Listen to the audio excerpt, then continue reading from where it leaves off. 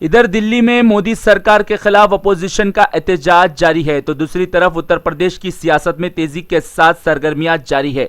पिछले कई महीनों से भारतीय जनता पार्टी को कोसने वाले ओम प्रकाश राजभर उत्तर प्रदेश बीजेपी के सदर से मुलाकात करके सबको चौंका दिया है। राजभर ने इशारा दिया कि वो बीजेपी में भी शामिल हो सकते हैं। उत्तर प्रदेश में इंतखाबात का मौसम आया तो सियासी ठिकाना बदलना शुरू हो चुका है। कल तक ओम प्रकाश राजभर ओवैसी के साथ योगी सरकार को सत्ता से हटाने का दम भर रहे थे, लेकिन अचानक भारतीय जनता पार्टी को जीत का नारा बुलंद करने के लिए तैयार हो चुके हैं और बैरिस्टर असदुद्दीन ओवैसी बिहार में 5 असेंबली हलकों पर शानदार कामयाबी दर्ज करने के बाद अब उत्तर प्रदेश में 100 सीटों पर इंतखाबात में हिस्सा लेने जा रहे हैं, जिसकी वजह से तमाम सियासी पार्टियों में सरगर्मियां शुरू हो चुकी है और उत्तर प्रदेश के 2022 असेंबली इंतखाबात के लिए तमाम सियासी पार्टियां कमर कस ली है। बैरिस्टर असदुद्दीन ओवैसी के साथ ओम प्रकाश राजभर खांधे को खांधा लगाकर चल रहे थे, लेकिन अचानक भारतीय जनता पार्टी की जीत का नारा बुलंद करने के लिए तैयार हो चुके हैं। उत्तर प्रदेश में 403 असेंबली हलके हैं और उसमें से 130 सीट ऐसे हैं जहां पर मुसलमानों का दबदबा ज्यादा है और बैरिस्टर असदुद्दीन ओवैसी की एंट्री तमाम सियासी पार्टियों में हलचल मचा रही है और वार और पलटवार का सिलसिला भी शुरू हो चुका है। दूसरी तरफ मजलिस इत्तेहादुल मुस्लिमीन 100 सीटों पर मुकाबला करने का ऐलान कर चुकी है और ओम प्रकाश राजभर अब भारतीय जनता पार्टी में शमूलियत इख्तियार करते हैं या फिर नहीं, ये तो आने वाला वक्त ही बताएगा। लेकिन मजलिस इत्तेहादुल मुस्लिमीन के उत्तर प्रदेश के सदर शौकत अली ने साफ कह दिया है कि अगर राजभर भारतीय जनता पार्टी में शमूलियत इख्तियार करते हैं तो वो उनकी मर्जी होंगी, हम उनका साथ नहीं देंगे और हम भारतीय जनता पार्टी का हरगिज साथ नहीं देंगे। इन्होंने कहा है कि मजलिस इत्तेहादुल मुस्लिमीन को उत्तर प्रदेश में उम्मीद भरी नज़र से अवाम देख रही है और हमें पूरा भरोसा है कि मजलिस इत्तेहादुल मुस्लिमीन यहाँ पर अपना परचम लहराएंगी और हम छोटे दलों के साथ 2022 उत्तर प्रदेश के असेंबली इंतखाबात में हिस्सा लेंगे और हमारा मकसद भारतीय जनता पार्टी के कदमों को रोकना है और भारतीय जनता पार्टी की सत्ता को हटाना हमारा मकसद है। ब्यूरो रिपोर्ट, भारत की तरक्की।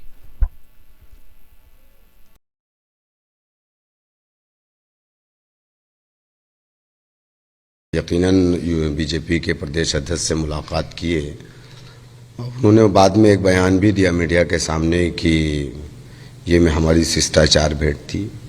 तो इस तरीके की मुलाकात राजनीति में चलते रहती है।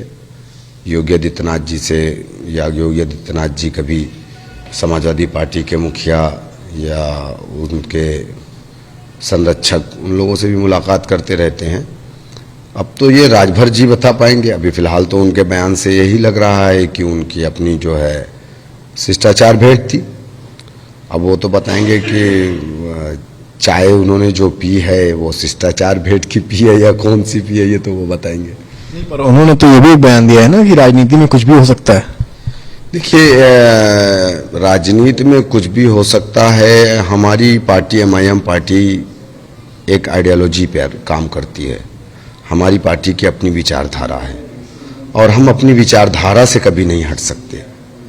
अब राजभर जी की अपनी क्या विचारधारा है, अगर इस तरीके की वो बात कर रहे हैं कि राजनीति में कुछ भी हो सकता है, तो मुझे नहीं लगता है कि ये बात उनकी दुरुस्त है, क्योंकि कोई भी पार्टी अपनी विचारधारा से हट करके अगर जाती है तो फिर इसका मतलब है कि उस पार्टी का मकसद ही कुछ नहीं है। राजभर साहब ने तो ये भी बोला है कि अगर उनकी सारी मांगे भाजपा मान लेती है तो सोचा जा सकता है। देखिए, हमारा और MIM पार्टी का स्टैंड बिल्कुल क्लियर है कि समुंदर के दो किनारे कभी एक नहीं हो सकते। हम बीजेपी के साथ कभी नहीं जाएंगे। राजभर जी जाना चाहते हैं, उनकी पार्टी, अपनी पार्टी को राष्ट्रीय अध्यक्ष है, उनका फैसला। हम तो राजभर जी के साथ इसलिए आए थे कि राजभर जी ने बीजेपी के खिलाफ एक मोर्चा बनाया था जिसमें छोटी छोटी पार्टियां थी और मुझे लगता है कि उस मोर्चे में जो सबसे बड़ा दल था, जिसके पास सबसे बड़ा वोट बैंक है, वो MIM पार्टी थी। राजभर जी का अपना खुद का 2.5 से 3% वोट उत्तर प्रदेश में है। कुशवाहा जी का भी लगभग यही है मामला। तो उसमें एमआईएम पार्टी ही एक ऐसा दल है भागीदारी संकल्प मोर्चा में जिसके पास 20% वोट है। तो राजभर जी अगर बीजेपी के साथ जाना चाह रहे हैं तो वो जा सकते हैं, ये उनका अपना स्टैंड है, लेकिन हमारी पार्टी का तो स्टैंड क्लियर है, हम कभी नहीं जा सकते। नहीं, पर आपने कहा कि जो है आपकी पार्टी तो क्या वो अकेले लड़ेगी? देखिए, अभी इलेक्शन में 6 महीना बाकी है और अभी कुछ बातें कहना बहुत जल्दबाजी होगी कि चुनाव हम अकेले लड़ेंगे या किसी के साथ मिलकर के लड़ेंगे। फिलहाल हम उत्तर प्रदेश में ये नहीं चाहते हैं कि 20% मुसलमानों के वोटों का बिखराव हो। उसके लिए उत्तर प्रदेश की जो 2 बड़ी रीजनल पार्टियां हैं, इन पार्टियों को सोचना चाहिए, क्योंकि मुसलमान हमेशा बीजेपी को रोकने के लिए, और जैसा कि ये सेकुलर पार्टियां, नाम नहाद सेकुलर पार्टियां आज़ादी के बाद से कभी जनसंघ को रोकने के लिए मुसलमानों से कहा जाता था कि कांग्रेस को वोट दे दो, तो वही चीज़ आज मुसलमान बीजेपी को रोकने के लिए, मुसलमानों का कभी वोट बैंक नहीं रहा है। तो जाहिर सी बात है कि जब मुसलमान 3 हिस्से में बटेगा, जब सारी पार्टियां नाम नहाद सेकुलर पार्टियां अलग अलग चुनाव मैदान में जाएंगी, तो मुस्लिम वोट भी बटेगा। हमारी कोशिश ये है कि मुस्लिम वोटों का बंटवारा ना हो। नहीं, मोर्चा जो है, मोर्चे में दरार तो पड़ गई है। अभी भले ही 6 महीने का समय रह गया होगा चुनाव में, दरार क्लियर है। और एआईएमआईएम वो पार्टी नहीं है जो भाजपा को अकेले टक्कर दे पाएगी, आपको ही पता है ना, इतनी सीट्स हैं आपके पास। कौन सी वो पार्टीज हो सकती हैं जो सेकेंड ऑप्शन अब आप लोग तलाशेंगे आफ्टर राजभर? देखिए, ये फैसला तो राष्ट्रीय अध्यक्ष जी करेंगे। बहुत सारी पार्टियां हैं, छोटे दल हैं जो हमारे टच में हैं, बात करेंगे, देखेंगे। अभी फिलहाल राजभर साहब का देखते हैं क्या स्टैंड होता है। अगर राजभर साहब वाकई में बीजेपी के साथ जाना चाह रहे हैं या जा रहे हैं, तो एमआईएम पार्टी बिल्कुल नहीं जाने को तैयार है। नहीं, तो अब विश्वास कर पाएंगे? मान लीजिए वो आपसे कह देते नहीं जाएंगे और आखिरी में। देखिए, दुनिया विश्वास पे ही टिकी है और सियासत में एक दूसरे पर विश्वास करना पड़ता है, वरना कभी सियासी गठजोड़ बन ही ना पाए। तो हमारी कोशिश रहेगी कि उत्तर प्रदेश में बीजेपी को रोकने के लिए तमाम जो भी सेकुलर जहनियत के दल हैं उनको साथ में रख करके आगे बढ़ा जाएगा। ओवैसी साहब ने इस पर कोई टिप्पणी करी? अब मुझे तो नहीं मालूम है, अब आप उनसे ले लीजिए उनका व्यू। फिलहाल मेरा जो स्टैंड है वो मैंने आपके सामने रख दिया है। हमारी पार्टी का स्टैंड क्लियर है, हम उनके साथ जाने वाले नहीं हैं। राजभर साहब से बात हुई आपकी? नहीं, हमारी कोई बात नहीं हुई राजभर साहब से। उन्होंने आपसे बात करने की कोशिश की? नहीं, ना उन्होंने मुझे कोई फ़ोन किया और ना मैंने उन्हें कोई फ़ोन किया। हमारी मुलाकात 22 तारीख को हुई थी, आजमगढ़ में एक संयुक्त प्रोग्राम हम लोगों ने किया था, तो वहाँ पर हमारी उनकी मुलाकात हुई थी। कल के प्रकरण के बाद? नहीं, कल के बाद हमारी कोई बात नहीं हुई राजभर जी से।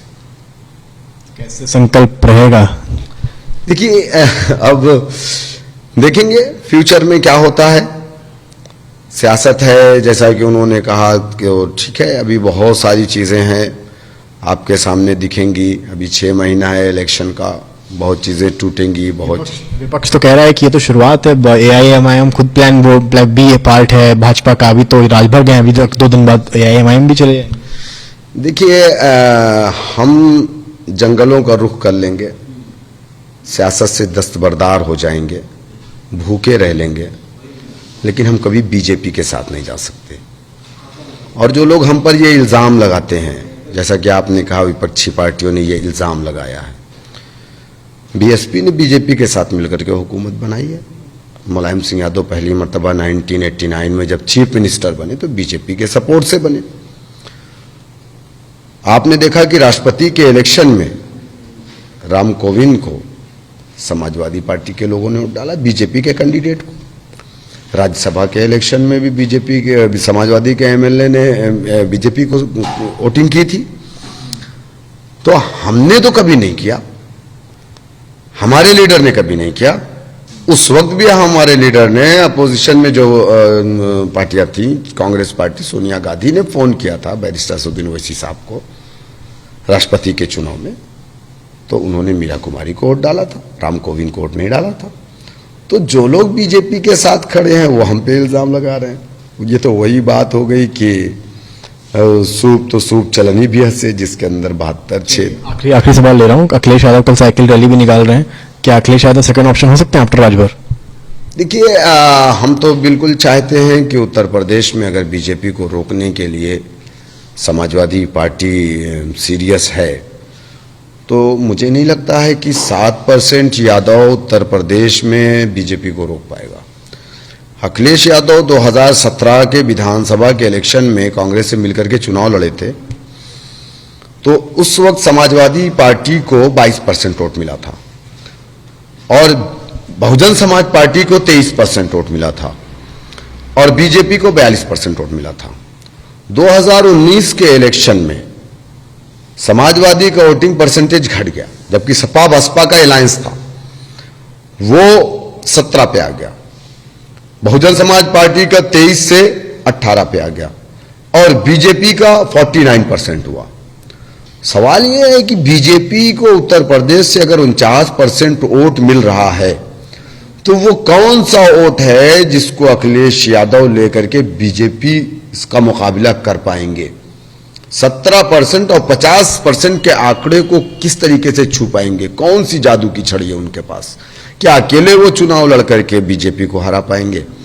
या जिन छोटे दलों की बात कर रहे हैं वो सिर्फ बात तो कर रहे हैं, लेकिन मैं तो नहीं देख रहा हूं कि छोटे दलों से कोई मीटिंग कर रहे हैं, छोटे दलों से बैठने के ये जो है अलायंस की बात कर रहे हैं। सिर्फ मीडिया में ये बात अखिलेश यादव जी बोल रहे हैं, उत्तर प्रदेश की आवाम को गुमराह कर रहे हैं। ये मतलब अखिलेश यादव की जादू की छड़ी AIMIM बन सकती है? देखिए, मैं यकीनन आपसे कह दूं कि आज उत्तर प्रदेश का नौजवान बैरिस्टर असदुद्दीन ओवैसी साहब को अपना लीडर तस्लीम कर चुका है और चूंकि हिंदुस्तान की पार्लियामेंट में अगर वंचित समाज की, मुसलमानों की, दलितों की कोई आवाज है तो उस आवाज का नाम बैरिस्टर असदुद्दीन ओवैसी साहब है। तो जाहिर सी बात है कि जो शख्स हमारी बात कर रहा है, जो हमारे डेवलपमेंट की बात कर रहा है, जो हमारे एजुकेशन की बात कर रहा है, तो हम क्यों ना उनके साथ जाएंगे? आप मुझे बताइए कि उत्तर प्रदेश के अंदर क्या मुसलमानों को डिस्पोजल गिलास की तरह इस्तेमाल नहीं किया इन लोगों ने? इन्होंने मुसलमानों की हिस्सेदारी दी ही नहीं उत्तर प्रदेश में। अगर समाजवादी, बहुजन समाज और कांग्रेस पार्टी ने ईमानदारी से इस प्रदेश में इंसाफ किया होता तो उत्तर प्रदेश में MIM को आने की जरूरत ही नहीं पड़ती। चलिए, ऑल द बेस्ट। शुक्रिया। तो ये तो हमारे साथ शौकत अली साहब, इनका कहना साफ है कि दरिया है, अलग है, भाजपा के साथ इनकी पार्टी कभी नहीं जा सकती है। रही बात समाजवादी पार्टी की, उस पर आने वाले समय में विचार किया जा सकता है। कैमरामैन गौरव के साथ समर्थ श्रीवास्तव, आज तक।